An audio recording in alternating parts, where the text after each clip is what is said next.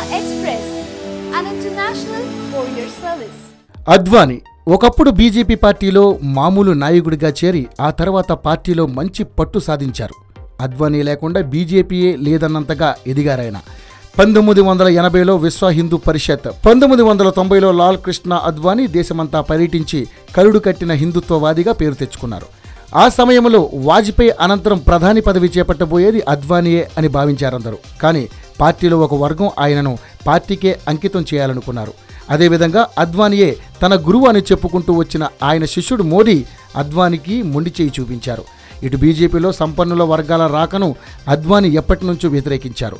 ప్రస్తుత బీజేపీ సారథి అమిత్ షాతో కలిసి మోడీ రాష్ట్రపతి పదవి అద్వానీకి దక్కకుండా మోకాలుడ్డారు.